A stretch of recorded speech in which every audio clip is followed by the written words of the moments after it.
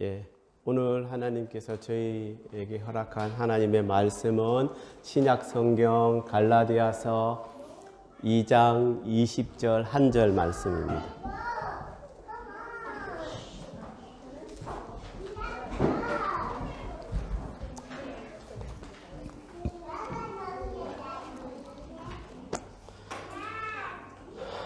신약 성경 갈라디아서 2장 20절, 제가 가지고 있는 성경책 304페이지.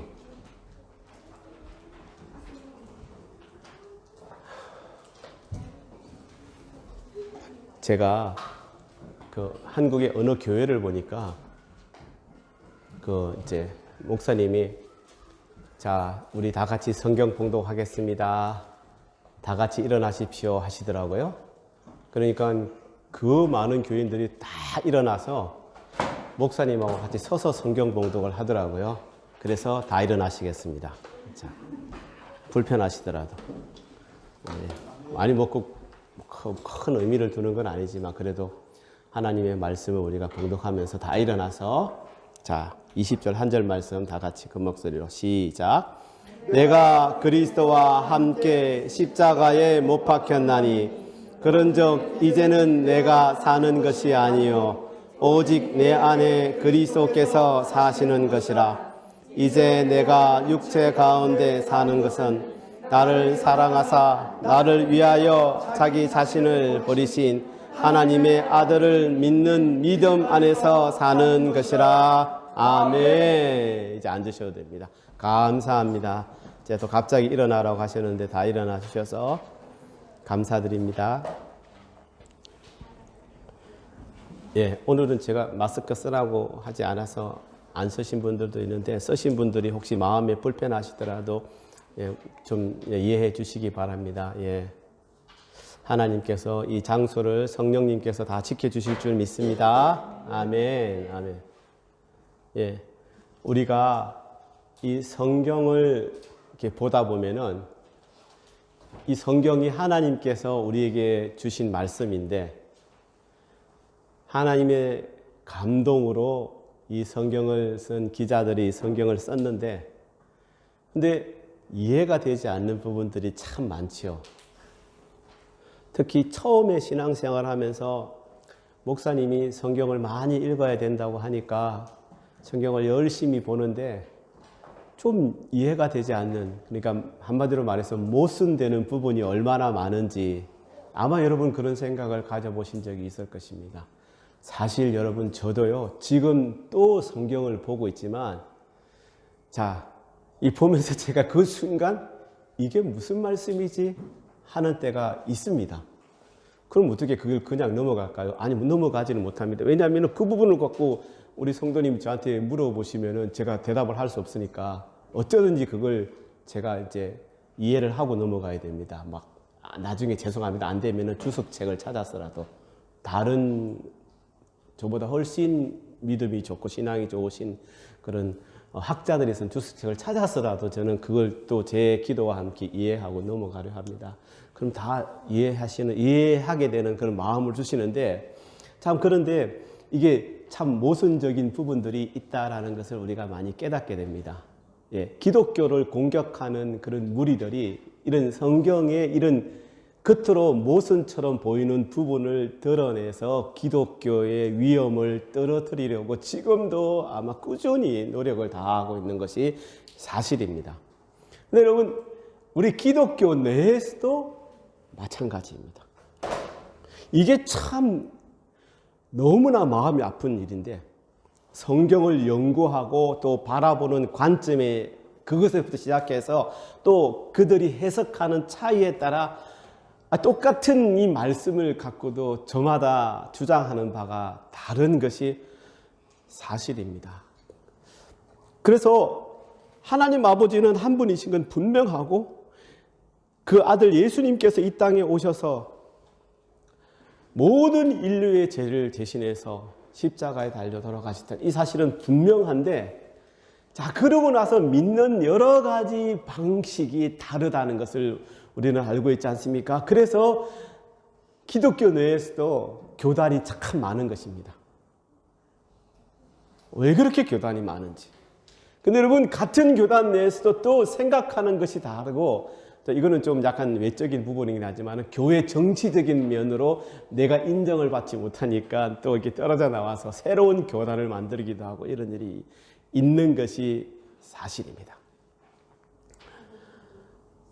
참 이게 뭐라고 표현될까요? 우리가 같이 부부가 같이 성경을 읽다가도 똑같은 말씀을 두고도 이해가 다르게 나타나는 경우가 있습니다. 이걸 어떻게 설명을 할까요?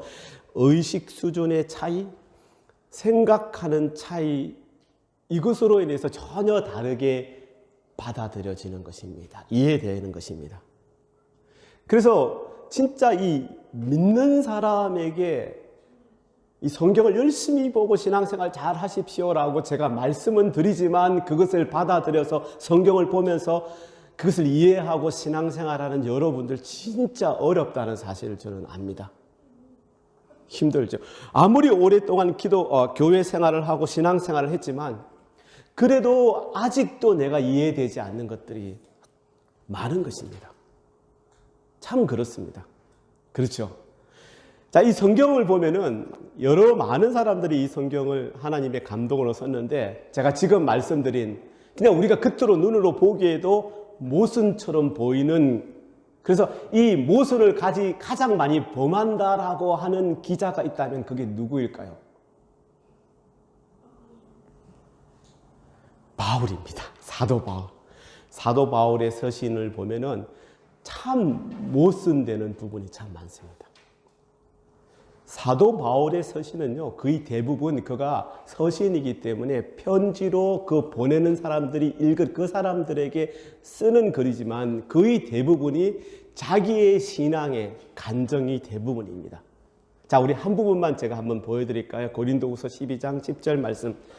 그러므로 내가 그리스도를 위하여 약한 것들과 능욕과 궁핍과 박해와 곤고를 기뻐하노니 이는 내가 약한 때에 강함이라.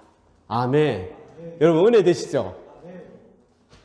은혜 됩니다. 저도 읽으면서 은혜 되는데 근데 이게 무슨 말이지? 이 말씀이 혹시 여러분 어떻게 들리십니까? 내가 약할 때 강하다고?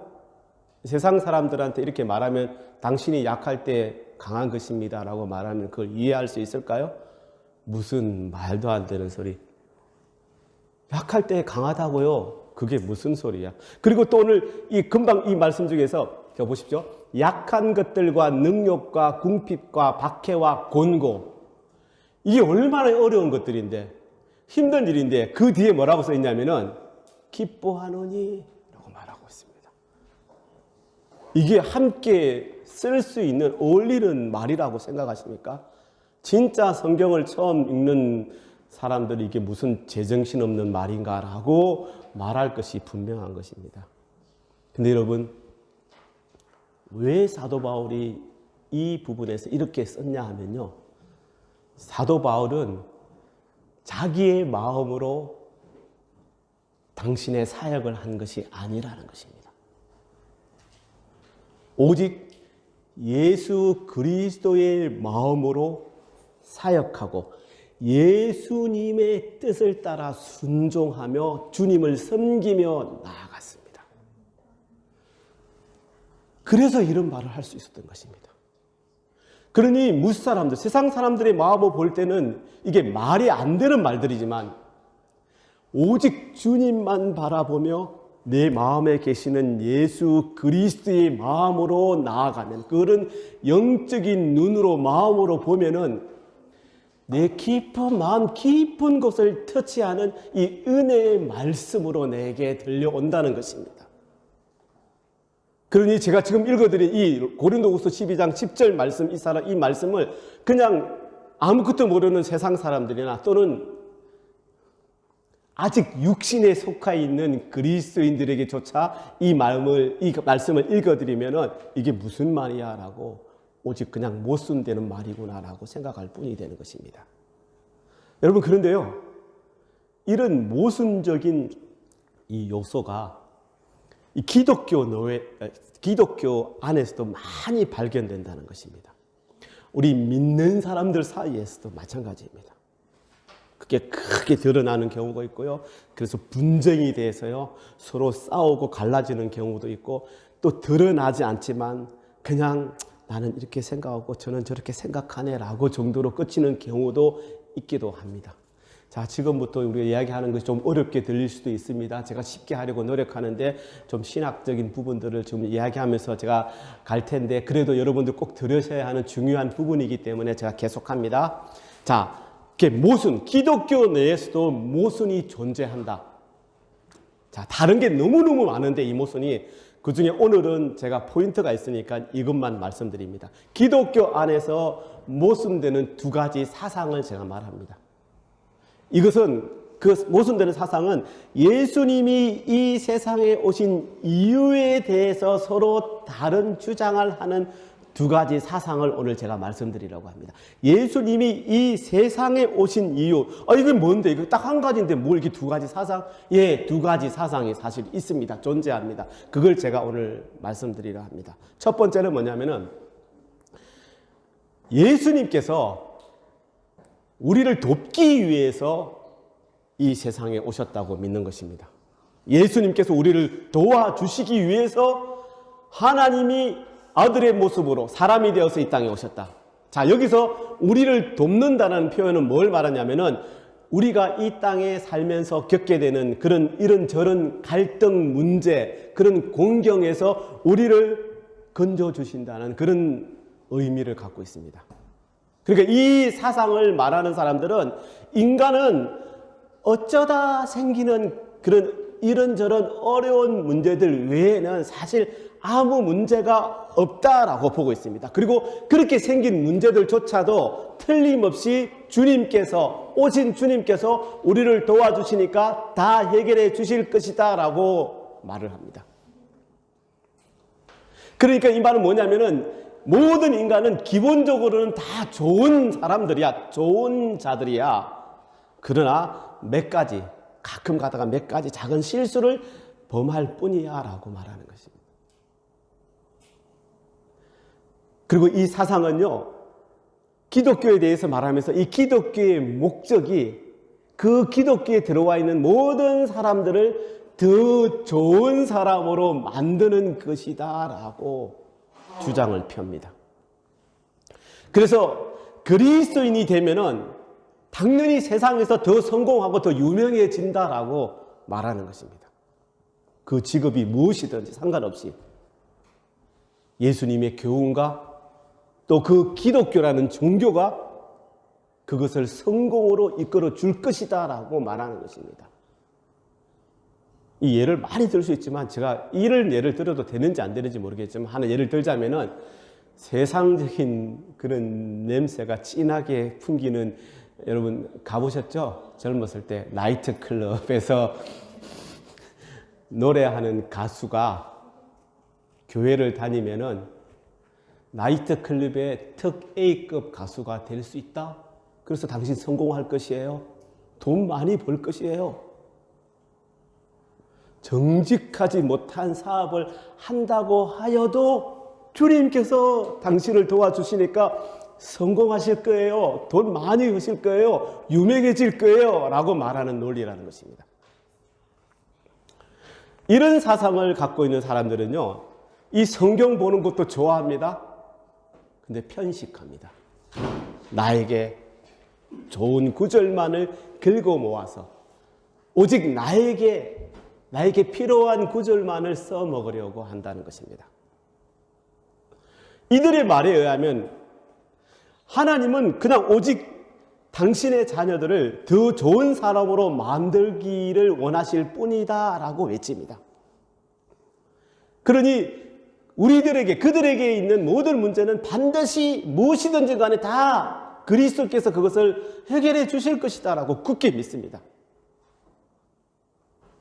이런 사상에 따르면 이 기독교라는 것이 잘 되는 인생을 보장해 주는 것이고, 또 누구나 겪을 수 있는 그런 사람마다 있는 자존감 있지 않습니까? 이 자존감의 문제를 다 해결해 주고, 또 어쩌면 모든 종교의 궁극적인 목적이라 할 수 있는 더 행복한 삶의 아주 크게 기여한다라고 주장하는 것입니다. 자, 이렇게 더 행복한 삶을 추구하는 사상으로 계속 그렇게 나아가다 보니까 이 기독교가 그냥 어느 순간에 완전히 새로운 종교 산업으로 발달하게 되었습니다. 지금 현재 기독교의 모습이, 많은 교회의 모습이 사실 이런 것들에 물들어서 보여지고 있는 것이 사실입니다. 이런 주장으로 그들은 새로운 베스트셀러를 계속해서 만들어냅니다. 그리고 적지 않은 기독교인들이 아니더라도 이 책을 보면서, 또 그런 운동을 보면서 열광을 하는 것이 사실입니다. 그로 인해서 이들이 말하는 기독교는, 성경에 나오는 예수님의 교훈은 우리의 자아상을 더 높이는 데 도움을 주고, 우리의 자아에게 힘을 주고, 우리를 즐겁고 유쾌하게 만들어 준다 라고 믿는 거대한 집단으로 계속해서 발전해 나가는 것입니다. 여러분, 그래서 지금 이게 인터넷이고 진짜 서점이고 책 파는 곳에 한번 가보십시오. 그동안에 또 목사님이 쓴 글뿐만 아니라 이 기독교와 관련된 많은 글들 중에서 이런 사상이 교묘하게 들어가 있는 책들이 베스트셀러가 돼서 수백만 부가 팔려나가고, 기독교인이라면 다 한번 읽어봐야 된다는 신앙서적으로 그렇게 넓이 퍼져 있는 경우가 사실 얼마나 많은지 모릅니다. 아무 제재도 없이 그냥 다 노출돼 버린 것입니다. 교회 나와서 열심히 기도하고 열심히 교회 다니고 성경 말씀 열심히 보면은 나는 아무 문제가 없을 거야. 예수님이 나를 도와주시니까. 분명히 나는 성공할 거야. 예수님이 그렇게 해주실 것이니까. 참 슬픈 일입니다. 정말 많은 그리스도인들이 이 예수님이 나를 돕기 위해서 이 세상에 오셨다고 믿고 있다는 이 사실은 진짜 우리 마음을 슬프게 하는 것입니다. 그것에 푹 젖어 있는 사람들의 눈으로 볼 때 이 예수님은 오직 그리스도인들의 자존감을 높여주겠다는 그 한 가지 목적을 위하여 십자가의 그 무서운 형벌을 당하고 돌아가셨다는 것입니다. 여러분, 지금 목사님이 무슨 말씀을 하고 있는데 생전 들어보지 못한 말인데, 제가 진짜 기독교의 많은 사상 가운데 저 구석탱이에 있는 걸 하나 끄집어 와가지고 여러분들 지금 내가 이게 심각한 사상이다 이렇게 말하는 것이라고 생각하십니까? No, 아닙니다. 지금 여러분, 어쩌면 우리 교회에도, 여러분의 마음속에도 이런 모습이 스며들어 있을 수 있다는 것입니다. 많은 교회에서, 대부분의 교회에서 이런 잘못된 사상으로 말미암아 그런 사역들을 이루어가고 있다는 것입니다. 그런 교회의 목숨과 같은 그 목적이 뭔지 아십니까? 양적 성장입니다. 더 많은 신자들이 자기 교회로 오기 위해서 그들을 위한 어떠한 수단과 방법도 가리지 않고 마다하지 않습니다. 근데 또 눈을 돌려보니까 근래에 들어서 이 기독교 내에 떠오르는 새로운 것들이 이것과 관련이 되어 있습니다. 그걸 참 오래된 이 단어인데 요즘도 이 말을 하는지 모르겠지만 기독교 연애 오락주의입니다. 많은 사람들, 우리 교회로 온 사람들 즐겁게 해주는 것입니다. 그들의 마음을 평안하게 해주는 것입니다. 제가 말하는 평안은 평소에 제가 말하는 평안하고 다른 것입니다. 그래서 용기를 줍니다. 힘을 줍니다. 당신은 성공할 수 있어. 뭐든지 할 수 있어. 일주일 동안 힘들고 지친 몸이 교회에 와서 이렇게 즐거운 마음으로 기쁜 마음을 가지고 간다는 것은 나쁜 것은 아니지만 그냥 오직 그것에만 붙잡히게 하는 잘못된 것들인 것입니다. 만약 어떤 교회가 그렇게 하다가 이것이 잘못된 것이구나라고 그것을 만약 아니야 하고 돌려서 다 내려놓아 버리면은 지금까지 예서 불러들인 그 신자들이 우리 교회가 달라졌네 하고 더 현란한 기술을 발휘하는 교회를 찾아 떠나가게 됩니다. 왜냐하면 결국 그들이 찾는 교회가 자기들의 기분을 좋게 해주는 교회이기 때문입니다. 그리스도의 제자로서의 고난의 삶에는 전혀 관심이 없고 오직 그들의 자존감을 높이는 것에만 관심을 가지기 때문에, 그래서 그들의 기독교는 이 성경의 진리가 아니라 자신이 어떻게 느끼고 남들에게 어떻게 보이느냐에 따라 그것에 더 집중해 주기를 바라는, 나에게 좀 집중해 주기를 바라는, 나의 잘못된 것, 나의 좀 부족한 것들을 채워주고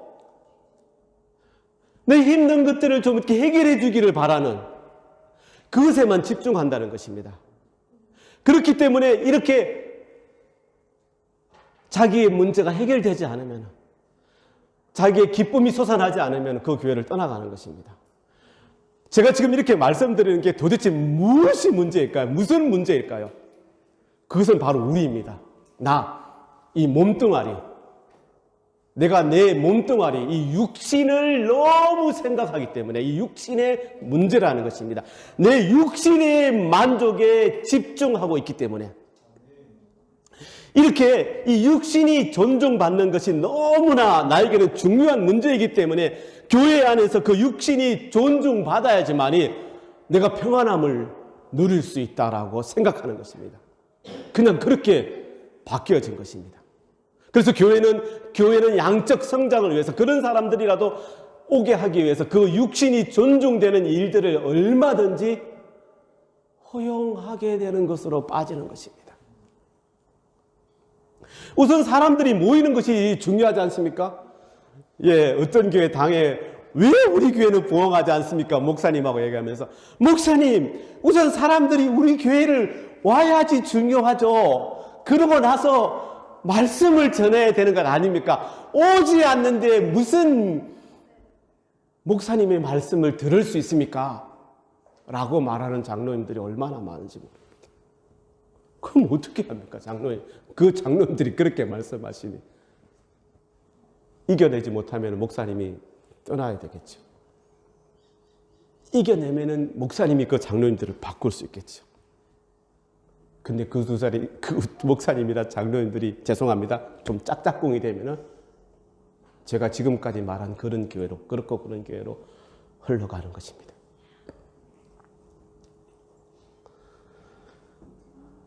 여기서 그 육신의 문제를 이야기하면서 지적하지 않을 수 없는 것이 오늘의 주제가 되는 자아입니다. 이 자아. 나는 잘하고 있어. 그것입니다. 또 내가 무슨 잘못을 했어? 라는 것입니다. 교회 안에서는 늘 좋은 일들만을 하지 않습니까? 가난한 자를 위해서 애씁니다. 고아원도 도와주고 세우기도 하고, 교회 없는 곳에 교회를 세워서 그 마을에 복음이 전하기 위해서 하여튼 애를 씁니다. 사회복지와 관련돼 열심히 노력합니다. 굶주리고 헐벗은 자들을 위했다고 그들은 말을 합니다. 근데 여기서 문제가 되는 것은 뭐냐면요, 그 모든 일들로 인해서 다 얼마만이라도, 아니 단 1%라도 그 영광을 그 교회가 받으려고 한다는 사실입니다. 이것은 자기가 나름 주님 앞에서 충성스러운 종입니다 라는 사실을 주님도 알아주시고 다른 사람들도 좀 알아주십시오 라는 마음이 있기 때문입니다.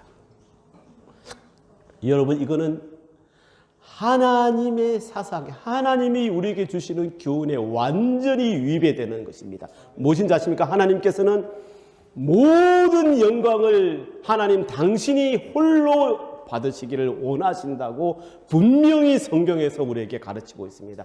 잘 알아야 합니다. 우리 아버지 하나님은 당신의 영광을 조금이라도 우리와 공유하기를 원하지 않으십니다, 여러분. 우리는 그냥 하나님 앞에서 아버지가 원하시는 대로 순종하며 그 뜻에 따라 살아가면 되는 것입니다. 그 상급은 나중에 하늘 날아가면 하나님이 여러분 허락해 주실 것입니다. 분명합니다. 이 땅에서 우리가 하는 모든 일들, 내가 하는 모든 생각들, 하나님의 자녀로서 이루어가는 모든 일들은 내 생각으로 된다고 생각하시면 안 되고 그 모든 것은 오직 하나님께 영광 돌리기 위함이라는 사실을 여러분 아셔야 합니다. 그게 중요한 사실입니다. 자, 이것과 다른 것들, 예수님은 그 자아를 끝내기 위해서 오셨다. 그리스도인들 중에 퍼져 있는 또 다른 사상, 예수 그리스도께서 그 자아를 더 교육해서 더 세련되고 예쁘고 고급스러운 자아로 만들기 위해서 이 땅에 오신 것이 아니라 우리가 가지고 있는 그 자아를 끝내버리기 위해서 이 땅에 오셨다는 것입니다. 모든 사람들이 가지고 있는 자아를 끝내버리기 위해 사형 선고를 내리기 위해서 이 땅에 오셨다는 것입니다. 이게 참 무서운 말입니다. 여러분, 이에 대해서 좋은 모범의 말씀을 하신 분이 바로 사도 바울입니다. 오늘 본문 말씀에서 그렇게 말하고 있습니다. 20절 말씀, 내가 사는 것이 아니요 오직 내 안에 있는 그리스도께서 사는 것이다. 예수 그리스도께서 당신께 합당한 자리에, 당신이 합당한 자리를 우리의 삶 속에서 차지하려면 우리가 어떻게 해야 되냐면요, 나라는 존재를 완전히 제거해야만 가능하다는 것입니다. 여러분 그렇게 하고 계십니까? 혹시 여러분 그런 삶을 살아가고 계십니까? 요즘 이렇게 돌아보면 요즘 뜻있는 교회가 진짜 세상의 빛과 같이 드러나는 모습을 볼 때 제가 얼마나 기쁜 줄 모릅니다. 정말 하나님이 뜻을 이 땅 가운데 겸손하게 펼치려고 애를 쓰는 그런 교회가 보일 때마다, 목사님을 뵐 때마다 얼마나 저도 좋은지 모릅니다. 저는 그렇지 못하지만. 그런데 이런 자아 소멸이라는 이 말씀에 초점을 맞추고 사역하는 예전에 수많은 교회들, 다는 그렇지 않지만 끝까지 그렇게 가시는 교회들도 있지만 그런 교회들이 결국에는 쓰러져서 더 비싼 대가를 치루었다는 사실이 저는 너무 안타깝습니다. 그것이 교회의 절대적인 사명인데도 거부했기 때문에.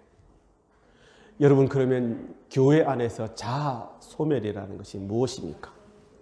교회 안에서 자아 소멸, 그것은요 오직 하나님만을 끊임없이 갈망하는 것을 말하는 것입니다. 세상의 다른 그 어떤 것들보다도 더 원하는 것은 그들의 삶 속에 오직 온전히 그리스도의 영광만을 본다는 것입니다. 이처럼 이 온전한 하나님의 영광이라는 것은 나를 내려놓는 것, 자아를 끝내는 나의 희생으로만 가능하다는 사실입니다. 우리 교회가 부디 그런 교회가 되기를 원합니다. 어떤 사역을 쫓아가는 것이 아니라 하나님이 우리에게 허락하실 때 그 뜻에 받들어서 숙여서 순종하며 따라가는 그런 교회가 되기를 원합니다. 저도 많은 성도님들이 교회에 나왔으면 좋겠습니다. 우리 교회에.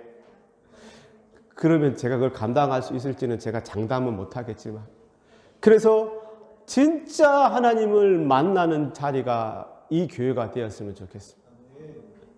그래서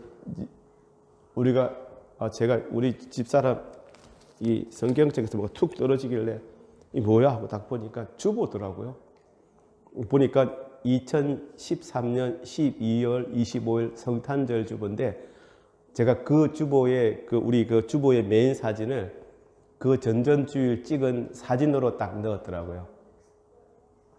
지금 송비령 집사님 사는 집하고 똑같은 그 집에 하얀 소파, 지금 우리 집에 있는 검은 소파와 똑같은 하얀 소파 앞자리에 제일 가운데 제가 앉고, 이제 9, 10, 11, 12, 4개월 된 하선이를 제가 앞에 딱 앉고, 제 옆에 신 집사님, 그 옆에 표 집사님, 그 옆에 안토니, 뒤에는 우리 사모님과 신선영 집사님하고 오지영 집사님 결혼 안 했을 때입니다. 제 나이 그렇게 몇 명이죠? 그러니까 총 9명이 딱 이렇게 사진을 딱 찍었더라고요. 우리가 저기 전체 사진 찍는 거 좋아하잖아요. 이렇게 보면 기분이 좋거든요. 한 명이라도 더 있으면 기분이 너무 좋아가지고 제가 꼭 1년에 몇 번 전체 사진 찍고 싶어 합니다. 예, 이러면 안 되는데, 아이고. 그게 처음 우리 교회, 사실 처음, 제가 2012년도에 10월 첫째 주부터 예배를 드리기 시작해. 그때는 우리 네 사람이 1년 내내 예배 드리다가 첫 주부터 표집사님, 그 다음에 13년 첫 주부터 표집사님, 제가 여러 번 말씀드렸죠. 그리고 2월달인가 3월달인가 우집사님 오시고 친구 신성영 집사님 데리고 오셔서 그렇게 1년을 쭉 갔습니다. 또 제가 왜 자꾸 이 말을 하죠? 아니, 하여튼 그래서 지금 이렇게 부흥된 게 얼마나 기분이 좋은지 사실 속으로 웃죠. 어떻게 안 웃겠습니까? 하나님 감사합니다 하면서 사실 저는 마음이 늘 무겁습니다. 이건 목회자가 가지고 있는 마음의 무거움입니다. 모든 사람들, 모든 우리 성도님들이 신앙생활 하면서 비록 혼란과 어려움과 핍박과 고난에 생활에 힘들며 놓이더라도 넘어지지 않는, 쓰러지지 않는, 신앙이 무뎌지지 않는 그런 신앙생활을 할 수 있게 하기를 제가 바라는데, 그게 제가 바란다고 다 이렇게 제 마음대로 되지 않는 건 사실이지 않습니까? 그래서 더 무거워지는 건 사실이죠. 하여튼 그렇게 거기에 있다가 우리 지금 전집으로 옮겨서 또 거기서 예배를 드리다가 어떻게 여기서 예배를 드리는데, 처음 우리 예배 드릴 때 한산했지 않습니까? 근데 지금은 좀 또 많이 채워져서 언제 또 아이고 안 되겠다, 우리가 또 다른 데 찾아서 옮겨가야 되겠네 할지도 모르겠습니다. 여러분, 이거는 하나님께서 어쩌면 우리 교회 주시는 복이지 제가 그렇게 바라는 건 절대 아닙니다. 여러분, 예, 그렇습니다. 그랬으면 좋겠습니다. 우리 교회가 그런 교회가 되면 좋겠습니다. 많은 그리스도인, 많은 문영혼들이 와서 하나님을 만나는, 예수님을 만나고 그 예수님이 그 마음에 심어지는, 그래서 그 마음에 힘들었던 것들, 상처들이 다 치유받는, 그래서 그 마음이 변하는 것이죠. 예전에 내가 가지고 있던 내 마음 옛자가 사라져버리는, 십자가에 못 박혀서 사라져버리고 새 생명을 얻게 되는, 예수 그리스도가 내 마음에, 여러분의 마음에 심기게 되는 놀라운 은혜가 있는 교회가 되었으면 좋겠습니다. 근데 여러분도 동의를 하지만 대부분의 사람들이 이 우리를 속이는 이 자아의 힘을 가소평가합니다. 이것이 진정 성경적 기독교를 훼손하는 것임을 눈치채지 못합니다. 신약 성경에 이 핵심의 진리 중 하나를 말하라면요, 그것은 옛자의 가치는 거짓된 것들이고, 그리고 자아의 지혜는 못 믿을 것이며, 자아의 착한 것은 존재하지 않는다는 것이 또 하나의 핵심 진리입니다. 그러면 우리가 진정한 기독교인이라면 진짜 어떤 대가를 치르더라도 우리의 옛자를 사라지게 해야 합니다. 그 옛자는요, 부패될 대로 부패되어 있기 때문에 우리가 그걸 꼭 잡고 함께 간다면은 우리가 썩어지는 것을 말하는 것입니다. 사랑하는 성도 여러분, 제가 말씀드렸죠. 새 사람이라는 것은 그래서 그리스도가 그 마음에 이제 완전히 자리 잡고 있는 사람을 말하는 것입니다. 우리는 우리가 예수 그리스도 안에서 죄에 대하여는 죽고 하나님에 대하여는 산 자라고 여러분 그렇게 듣고 알고 믿고 있지 않습니까? 여러분 이 사실을 믿으셔야 됩니다. 그래서 여기서 지금 이제 가장 큰 문제는 아직도 혹시 내 마음속에 남아있다면 이 옛자를 어떻게 처리하느냐 이것입니다. 이제 이 문제에 대해서 우리는 모순처럼 보이는 오늘의 본문 말씀, 또 모순처럼 보이는 오늘의 본문 말씀에 직면하게 됩니다. 이 갈라디아서 2장 20절 말씀은 제가 아까 말씀드렸던 것처럼 마찬가지로 사도 바울의 개인적인 증언의 말씀입니다. 갈라디아서 내에 다이아몬드와 같은, 아니 신약 성경 내에서도 다이아몬드와 같은 말씀입니다. 다시 한번 제가 읽어드립니다. 갈라디아서 2장 20절 본문 말씀. 내가 그리스도와 함께 십자가에 못 박혔나니 그런즉 이제는 내가 사는 것이 아니요 오직 내 안에 그리스도께서 사시는 것이라. 이제 내가 육체 가운데 사는 것은 나를 사랑하사 나를 위하여 자기 자신을 버리신 하나님의 아들을 믿는 믿음 안에서 사는 것이라. 아멘. 그런데 이 말씀이 아까 그 말씀보다 더 모순적처럼 들립니다. 내가 그리스도와 함께 십자가에 못 박혔다라고 말하니 사도 바울이 지금 죽었다는 말씀입니까? 아니면 아직도 살아있다는 말씀을 하는 것인지. 근데 또한 또 내가 사는 것이 아니요라고 또 말을 던집니다. 더 나아가 또 뭐라고 말하고 있냐면은 내가 육체 안에 사는 것은 나를 사랑하사 나를 위해서 자기 자신을 버리신 하나님의 아들을 믿는 믿음 안에서 사는 것이다라고 말합니다. 이게 무슨 말을 하고 있는지 이해가 되지 않는 모순의 연속입니다. 도대체 사도 바울은 이 말씀을 통해서 무엇을 말씀하려고 하신 것일까요? 나의 육적인 생명을 말하는 것이 아니라 나의 옛 자아를 말하는 것입니다.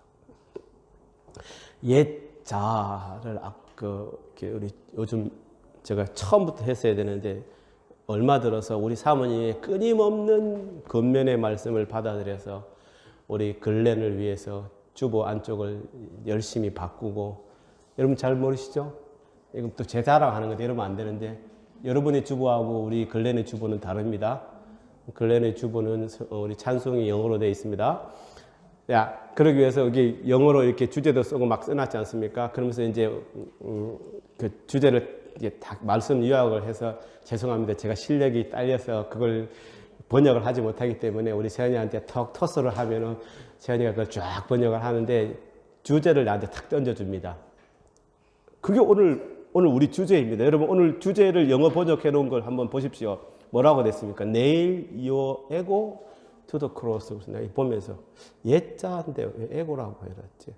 에고는 옛날에 자인데 그럼 옛자 하면은 old ego 뭐 이런 게 맞는 거 아닌가? 근데 내가 알았습니다. 무식하고 가만히 있어야 되는데 우리 딸한테 이겨보려고 그 질문을 했다가 오늘 아침에 한 4, 5분 동안 열심히 영어 강의를 들었습니다. 이 에고가 뭐라고요? 내가 지금 까먹어 버렸네. 원래 영어적인 표현의 에고는 뭐라고요? 안 들려요. 자존심, 이기심. 나를 지키려는 것들. 안 좋은 것들입니다. 좋은 것들이 아니라 우리 의미로 보면. 그러니까 그냥 에고 하는 게 맞다고 합니다. 이 해석이 맞다고 하네요. 다른 거 붙일 필요가 없습니다. 네. 자, 제가 또 옆으로 자꾸 이렇게 빠지니까 설교도 길어지고 죄송합니다. 제가 어떻게 했죠? 진짜 까먹어 버렸다. 예, 자, 예자입니다. 이 예자, 생명을 말하는 것이 아니라 옛자, 에고, 이 자를 십자가에 못 박아 죽여야 한다는 것입니다. 이것이 우리 그리스도인의 최대 사명입니다. 이것이 선결되지 않고서는 나중에 주님 앞에 가서 제가 어떤 말도 할 수가 없습니다. 여러분, 근데 이것은 그냥 살짝, 아니 부분적으로 잠깐 상처만 죽는 것처럼 이것이 아니라 완전한 죽음을 말하는 것입니다.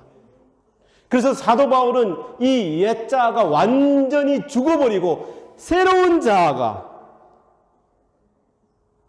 들어와야 된다고, 새 사람이 되어야 한다고 말하는 것입니다.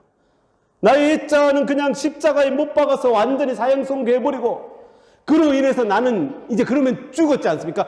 죽었지만 내가 살아있는데 이 살아있음은 과거의 살아있음과 다르다는 것입니다. 즉 그로 인해서 내 존재의 모든 본질은 이제 옛날의 내가 아니라, 나의 생명이 아니라 거룩한 구속자의 생명이 되었다는 것을 말하는 것입니다. 예수 그리스도가 내 마음에 대해서 내가 이제 예수 그리스도를 닮은 자가 되었다라는 것을 말하는 것입니다.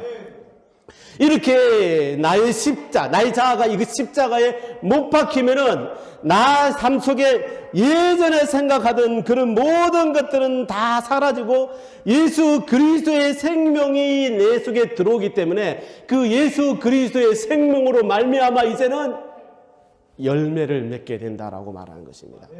그러니까 오늘 본문 갈라디아서 2장 20절 말씀, 아니 갈라디아서 전체 말씀, 아니 성경 전체 말씀 중에서 가장 중요한 부분은 뭐냐 하면은 이제는 내가 사는 것이 아니요 오직 내 안에 예수 그리스도께서 사는 것이다. 아멘. 우리 안에는 이제 옛날에 박운규가 사는 것이 아니라 예수님을 내 마음으로 받아들인 새로운 박운규가 산다, 이것인 것입니다. 그러니 믿는 자들에게 중요한 것은 다른 것이 아니라 우리 목사님이 아니라 내 안에 계신 예수 그리스도입니다. 그래서 그 옛 자아가 죽지 않으면, 사라지지 않으면은 예수 그리스도께서 내 안에 온전히 자리 잡지 못한다니까요. 부끄러운 것들, 왜 이것을 나는 잘 못하지? 왜 이렇게 나는 바보야? 왜 이렇게 나는 똑똑하지 못해? 왜 이렇게 남들보다 나는 늘 이렇게 무능해? 여러분 이런 생각하지 마십시오. 그저 내 안에 계신 예수 그리스도만 바라보고 쫓아가 보십시오. 그런 것들은 아무 소용이 없습니다. 여러분 그것만 자꾸 쫓아가다 보면요, 세상 사람들은 지지리도 참 복도 없이 못나게 살아간다고 그렇게 손가락질 할지언정, 하지만 하나님은 그런 여러분들을 귀하게 또 귀하게 생각하시며 또 귀하게 생각하실 것입니다. 분명히 내가 의사가 아니라서가 아니라 뭐 다른 높은 사회적 지위가 높은 사람이 아니라서가 아니라 무엇을 하든지 내 안에 계신 예수 그리스도로 인하여 내가 살아간다면은 그는 우리가 원하는 하나님 아버지의 칭찬받는 기쁨이 되는 자녀로 살아가게 된다는 것입니다. 그런데 왜 많은 그리스도인들이 이 옛자를 죽이지 못하고 필사적으로 매달려 살아가는 것일까요? 왜 그럴까요? 왜 그런지 아십니까? 지금까지 내가 살아왔던 삶, 그 즐거운 삶, 놓지 못하는 그 삶이 다 사라질까봐, 잃어버리게 될까봐 큰 두려움에 빠지는 것입니다. 죄송합니다. 아직 믿음이 없기 때문에, 아버지 하나님을 완전히 믿지 못하기 때문에 이런 자에게 예수님께서 이렇게 분명히 말씀하셨습니다. 마태복음 16장 25절 말씀, 누구든지 제 목숨을 구원하고자 하면 잃을 것이요 누구든지 나를 위하여 제 목숨은 잃으면 찾으리라. 여러분 이 세상에서 성공해서 그냥 계속 살아있는 자로 살아가기를 원하십니까?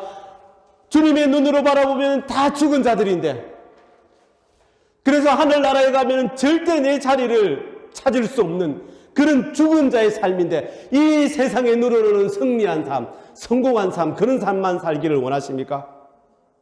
그러면 그렇게 살아가십시오. 그렇지 않다면, 만약 그렇지 않다면 내 목숨마저도 내어놓는, 예수님께 내어놓는 삶을 살아야 합니다. 그러면 그런 자에게 영원한 하늘나라의 생명이 허락될 것입니다. 우리 아버지 하나님이 우리를 향한 목적이 무엇이라고 생각하십니까? 지옥에 떨어져 그렇게 소울에 빠질 여러분들을 구원하는 그것이 목적이라고 여러분 생각하십니까? No. 우리 아버지 하나님이 우리를 향한 목적은요, 예수 그리스도와 아버지 하나님을 닮은 자로 만드시는 그것이 목적이 됩니다.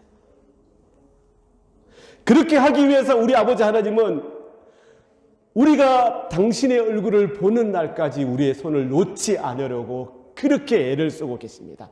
다시 말해요, 우리 아버지 하나님을, 예수 그리스도를 닮도록 만드는 그 작업은 그분의 이름이 우리의 이마에 써지는 그날까지 계속될 것이라는 것을 말하는 것입니다. 그래서 제가 여러분께 바랍니다. 부디 바랍니다. 그날까지 여러분 한 사람도 빠지지 않고 그날까지 탈락하지 않고 최종 목적지까지 이르는 여러분 되기를 간절히 원합니다. 그렇게 되면 어떻게 되는 줄 아십니까? 하나님과 같이 된다라고 말하고 있습니다. 왜? 그분의 참모습을 보게 되기 때문에 볼 때 하나님과 같이 된다라고 성경에서 말하고 있습니다. 요한 1서 3장 2절 말씀. 사랑하는 자들아, 우리가 지금은 하나님의 자녀라. 장래에 어떻게 될지는 아직 나타나지 아니하였으나 그가 나타나시면 우리가 그와 같을 줄을 아는 것은 그의 참모습을 그대로 볼 것이기 때문이니. 아멘. 아멘. 그러니 우리 아버지 하나님의 목적은 마치 미친 듯이 지옥으로 달려가는 우리를 더 빨리 와서 뒷목덜미를 딱 잡아서 180도 돌려서 그 마음을, 옛자를 심판하고 우리 안에 새로운 생명, 새 자를 창조하는 것이 우리 아버지 하나님의 목적이 되는 것입니다. 여러분, 그렇게 창조하는 것이 뭔지 아십니까? 우리 마음에 새롭게 창조하는 그 새 자아가 바로 예수 그리스도라는 것입니다. 우리 아버지 하나님은 이렇게 어려운 작업을 여러분들에게 부여했습니다. 얼마나 어려운 일인지 모릅니다. 하실 수 있겠습니까, 여러분? 여러분 옛자를 완전히 사형 선고해버리고 여러분의 마음에 새로운 자, 새 생명, 예수 그리스도를 온전히 심어서 그 예수 그리스도의 뜻 가운데 모든 말씀에 순종하며 살아가는 하나님의 자녀가 될 수 있겠습니까? 그런데 하나님은 여러분에게 꼭 그것을 하라고 말씀하셨습니다. 꼭 그렇게 해야 된다. 그래야 나중에 나를 볼 수 있을 것이다. 그렇게 볼 때 너희도 나와 같이 될 것이다 라고 말씀하신 것입니다.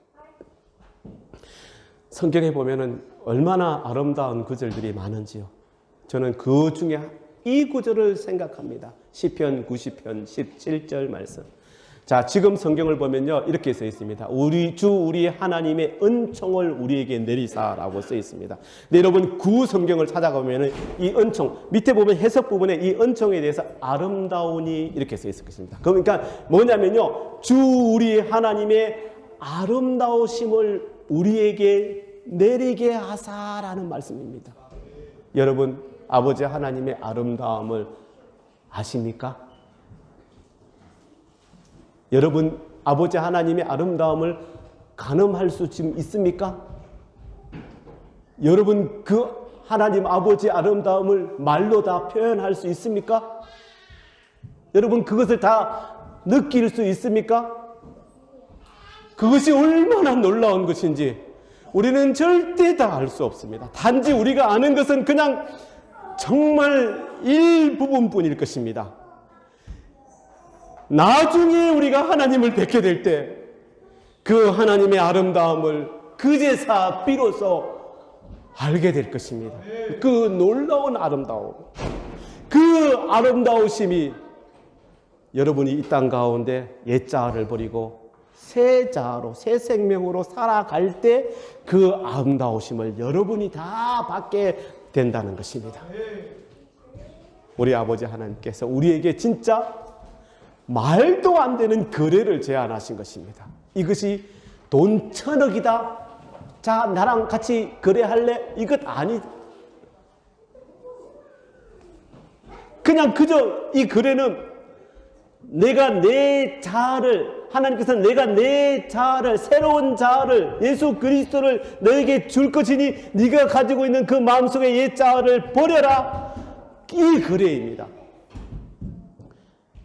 이 사실을 안 사도 바울이 늘 이렇게 오늘 본문처럼 당신을 고백할 수 있었던 것입니다. 여러분, 사도 바울이 이렇게 고백할 수 있었던 그 단계까지의 그 여정은요, 우리가 그 어떤 대가를 치러도 아깝지 않을 그런 귀중한 것이 될 것입니다. 여러분, 분명히 여러분도 따라가시기를 바랍니다. 나의 옛자를 희생하는 데 따르는 고통은요, 하늘로부터 내려와 나의 모든 삶에 파고드는, 나의 모든 부분에 함께하는 그 거룩한 감동에 비하면 아무것도 아니게 될 것입니다. 자, 이제 결론을 내립니다. 오늘 결론은 제가 여러분에게 질문을 던지면서 결론 내립니다. 사랑하는 여러분, 이제 어떤 결단을 내리시기를 원하십니까? 하나님의 본질과 뜻에 어긋나는 옛자를 고집하면서 지금처럼 살아온 것처럼 평생 그렇게 살아가시겠습니까? 아니면 그 옛자를 예수 그리스도의 십자가에 못 박아 아버지 하나님께서 주시는 아름다움과 기쁨의 그리스도를 받아들이시겠습니까? 이제 그 선택은 여러분에게 놓여 있습니다. 아멘. 기도하겠습니다. 아버지 하나님, 이제 그 선택은 우리에게 놓였습니다. 우리가 그 선택을 할 수 있도록 그 선택의 자리 앞까지 오게 하신 하나님의 놀라운 은혜를 감사드립니다. 아버지 하나님, 이 선택 가운데서 우리가 잘못해서 탈락하지 않도록 아버지 하나님, 우리 성도님들을 붙잡아 주시옵소서.